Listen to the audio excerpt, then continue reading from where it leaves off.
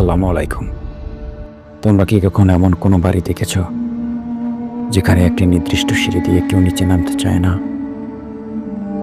একটি জায়গা যেখানে অন্ধকার নেমে এলে কিছু একটা অপেক্ষা করে, যা দেখলে মানুষের হৃৎপিণ্ড থকথক করে ওঠে। আজ আমরা শুনবো একটি অভিশপ্ত সিঁড়ির গল্প, যেখানে একবার নামলে কেউ ফিরে আসে না। গল্পের জানা টেলস ফ্রম বিডিতে আপনাদের সবাইকে স্বাগত। আমি আরজি আশরাফুল। আর আজকের গল্পটি এমন এক বাড়ির চিঠি, দিনের আলোতে স্বাভাবিক মনে হলেও রাত নামলে এক ভয়ানক বাস্তবতা প্রকাশ করে। তাহলে আলো নিভিয়ে একদম একা বসে শুনুন এই ভয়ঙ্কর কাহিনী। ঘটনার শুরু 1952 সাল। ঢাকার এক অভিজাত এলাকায় এক বিশাল অট্টালিকা ছিল, যার নাম রহস্যময় বাড়ি। এটি ছিল এক ব্রিটিশ ব্যবসায়ীর তৈরি করা পুরনো দোতলা বাড়ি, যেখানে এক সময় জমিদাররা থাকতেন। কিন্তু একদিন জমিদারদের পরিবারের সবাই রহস্যজনকভাবে উধাও হয়ে যায়। তাদের আর কোনো খোঁজ মেলেনি। এই ঘটনার পর থেকে লোকেরা বলে বাড়ির নিচতলার সিঁড়ি অভিশপ্ত। যে রাতের বেলা নিচে নামে সে আর ফিরে আসে না। প্রথম সবাই এটাকে গুজব মনে করলেও 1985 সালে এক পরিবার এখানে এসে থাকার পুরো ঘটনাটি ভয়ঙ্কর মনে নেয়। শাহেদ এবং তার পরিবার নতুন ভাড়াটিয়া হয়ে এখানে আসে। প্রথম কয়েকদিন সব স্বাভাবিক ছিল, কিন্তু চতুর্থ রাতেই শুরু হয় অদ্ভুত ঘটনা। রাত 2:45 শাহেদ হঠাৎ শুনতে পান কেউ যেন ধীরে ধীরে সিঁড়ি বেয়ে নিচে নামছে। তবে সবাই তখন ঘুমিয়ে। তিনি স্তব্ধ হয়ে শুনেন খট খট খট। শাহেদ ভয়ে দরজা খুলে করিডোরে তাকান। তার চোখে পড়ে একটি মেয়ে ধীরে ধীরে নিচে নামছে। সে যেন ঘুমিয়ে হাঁটছে। রিমা, তুমি কি করছো? শাহেদ চিৎকার করেন, কিন্তু কোনো জবাব আসে না। মেয়েটি ক্রমাগত নামছে। ঠিক তখনই ঘরের বাতিগুলো একসঙ্গে জ্বলে ওঠে এবং নিভে যায়। একটা প্রচণ্ড বিকট আওয়াজ হয়, যেন কেউ নিচে শক্ত কিছু ফেলে দিয়েছে। তারা দৌড়ে নিচে গিয়ে দেখে সিঁড়ির নিচে কেউ নেই।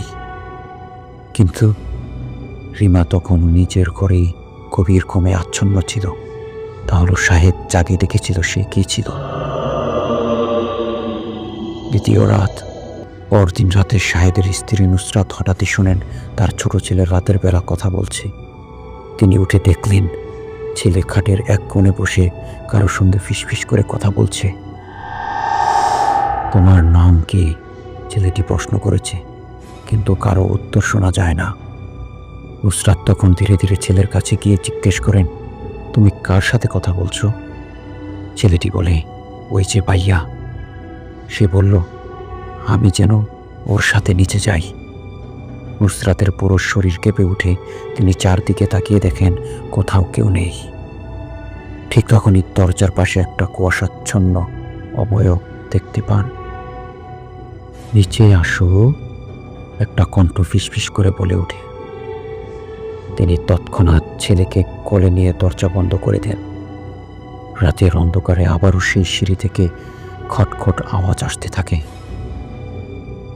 পরদিন সকালে শাহেদ ঠিক করেন বাড়িটির আসল ইতিহাস জানতেই হবে। তিনি স্থানীয় এক বৃদ্ধের কাছে যান, যিনি এলাকার পুরনো ঘটনা জানতেন। বৃদ্ধ গভীর দুশ্চিন্তার সাথে বললেন, আপনারা জানেন না, এই বাড়ির মালিক একসময় এক কিশোরীকে কুৎসিতভাবে হত্যা করেছিল। মেয়েটি পালানোর চেষ্টা করেছিল, কিন্তু সে সিঁড়ি দিয়ে দৌড়ানোর সময় পেছন থেকে তাকে ধাক্কা দিয়ে ফেলে দেওয়া হয়। সে মৃত্যুর আগে শেষবার বলেছিল, আমি আবার ফিরে আসব। এবং তারপর থেকেই প্রতি পূর্ণিমার রাতে কেউ না কেউ ওই সিঁড়ি দিয়ে নিচে চলে যায় আর ফিরে আসে না। শাহেদ হতবাক হয়ে যান। তাদের বাড়ির ছোট্ট ছেলেটির কথাও মনে পড়ে যায়। পরদিন রাত 3টা। একই খটখট শব্দ। তুমি আবার নেমে যাচ্ছ, এই বলে শাহেদ লাফিয়ে উঠিয়া আলো জ্বালান। কিন্তু বিছানায় তার স্ত্রী এবং সন্তান নেই। তিনি আতঙ্কিত হয়ে সিঁড়ির দিকে তাকান। নিচতলায় অন্ধকারের গভীর থেকে এক জোড়া লাল চোখ তার দিকে তাকিয়ে আছে। তুমি এবারও পার পাবে না। পরদিন শাহেদ পরিবার নিয়ে ওই বাড়ি ছেড়ে চলে যান, কিন্তু বাড়িটির নতুন বাসিন্দারা কি জানেন ওই ভয়ঙ্কর সত্য? তাহলে এটাই কি সত্যি ছিল, নাকি শুধুই ভয়ঙ্কর কাকতালীয় ঘটনা? আপনার মতে সত্যিই কি অভিশপ্ত আত্মারা তাদের প্রতিশোধ নেয়? আপনার মতামত জানাতে ভুলবেন না কমেন্টসে। আপনারা যারা এখনো চ্যানেলটি সাবস্ক্রাইব করেননি তাদের বলবো ভয়ঙ্কর সত্য জানতে আমাদের সাথেই থাকুন। লাইক, কমেন্ট আর শেয়ার করুন, কারণ সামনে আরও ভয়ঙ্কর গল্প অপেক্ষা করছে। তাহলে আজকের মতো গল্পের জানালা বন্ধ করছি, কিন্তু রাতে সাবধানে থাকবেন, কারণ হয়তো আপনিও শুনতে পাবেন সেই সিঁড়ির খটখট আওয়াজ।